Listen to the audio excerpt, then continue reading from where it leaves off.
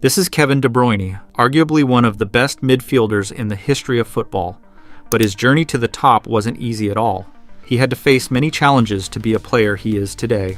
Getting abandoned by his family, cheated by his girlfriend with his teammate, and many in-game issues he had to face. So let's look at the rise of Kevin De Bruyne. De Bruyne started playing football in his hometown at just 6 years old. When he was 8, he moved to Ghent, where he spent 6 years before he moved to Genk. There, he rose through the ranks and made his first team debut on the 9th of May 2009 at the age of 17. By the 2010-11 season, De Bruyne had become a staple in Genk's first team, and he would dazzle the fans with his creativity and good eye for pass. He ended that season scoring 5 goals and providing 16 assists, helping Genk to win the title for the first time in 9 years. He was no doubt a star, and so he had started to attract attention from big clubs around Europe. At that point, Genk knew the midfielder was not going to be theirs much longer. And it indeed didn't take long for Chelsea to come knocking for the 20-year-old midfielder.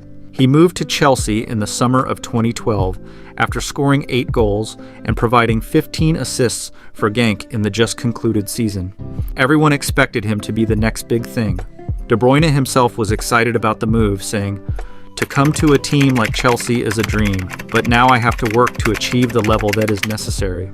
He worked really hard, but he was not able to achieve that level at Chelsea. He was loaned out the same summer he arrived because Chelsea, who were newly crowned European champions, did not have space for him in the midfield. So he was off to Werder Bremen for a year, and boy was it a really good year. De Bruyne walked into Werder Bremen's midfield as you'd expect him to, and he totally dominated it, scoring 10 goals and providing 10 assists in his only season at the club. Following that stellar season he was linked with moves to bigger Bundesliga clubs like Leverkusen and Dortmund, but Mourinho promised him he had a place for him at Chelsea, so the midfielder returned to London. As you probably already know, that turned out to be a lie. De Bruyne featured in only 3 Premier League games that season and was sold in the January transfer window without ever getting a real chance to prove himself at the club. He left Chelsea for Wolfsburg, and a lot of people wrote him off as another young talent gone down the drain, but he was determined to prove the doubters wrong before moving on. Remember to smash that like button, and don't forget to subscribe for more content like this. Anyways, in just half a season, Kevin De Bruyne scored 3 goals and provided 9 assists for Wolfsburg. The Bundesliga club could already tell that they got a really good bargain, paying just 18 million euros for the super talented 23-year-old. Little did they know that he had not even started. In his first full season, De Bruyne went full beast mode for Wolfsburg. He scored 16 goals and provided 28 assists in all competitions. 21 of those assists came in the Bundesliga, and that became the record number for assists in a single season in the German top flight.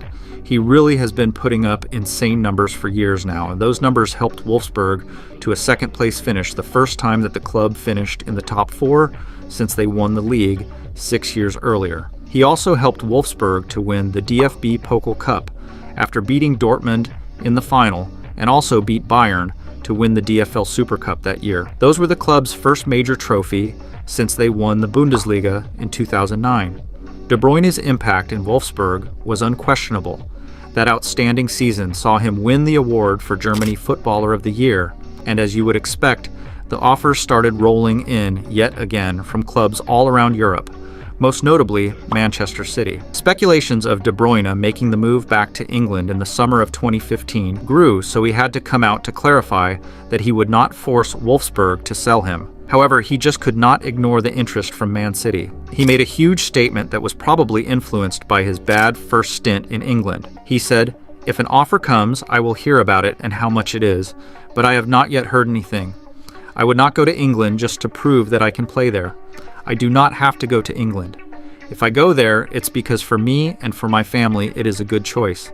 That's the key for me." And on the 30th of August, 2015, Man City announced the signing of Kevin De Bruyne for 54 million euros. That fee made De Bruyne the most expensive City purchase and the second most expensive in the history of British football at the time. Many people thought City took a huge risk buying a player who had already flopped in the Premier League after just one good season in Germany, but it would turn out to be a very profitable risk.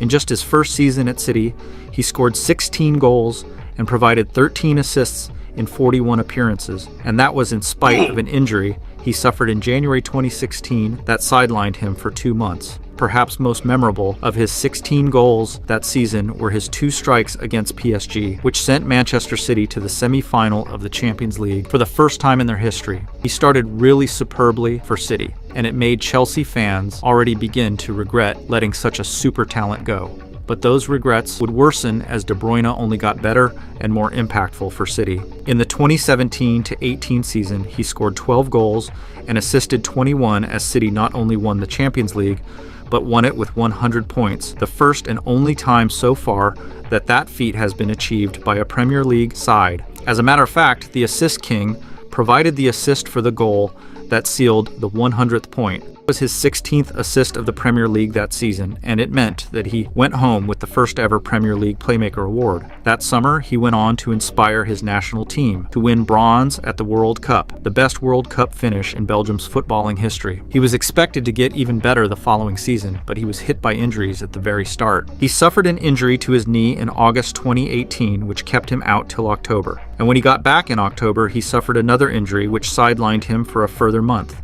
Because of the recurring injuries, he ended that season with just 6 goals and 11 assists, still reasonable numbers. In the 2019-20 season, he was back.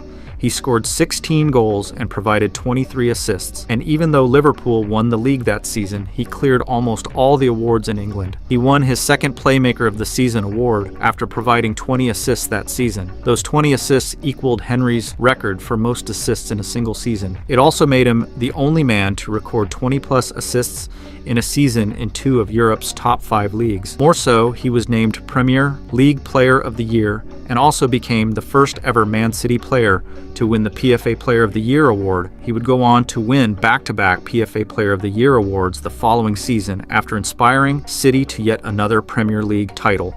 He also scored in the Champions League semi-final against PSG to send City to their first ever UCL final. Then last season, he helped City to win back-to-back Premier League titles for the second time and was named Premier League Player of the Season for a joint record second time. Everything was going well from De Bruyne's side. He just needed a Champions League to be recognized forever. And in the 2022-23 season, when Man City signed Erling Haaland from Dortmund, De Bruyne finally got a player to feed his assists. And KDB did exactly that, forming one of the best duos in football history. His stats was crazy, scoring 10 goals and assisting 31 and, again, getting the Premier League Player of the Year award. With this form, De Bruyne and his team went out to crush all the teams, winning the Premier League and the FA Cup, and in the Champions League final against Inter Milan. The match started, and in the 29th minute in the game, De Bruyne felt something in his hamstring, and soon after he got sent off.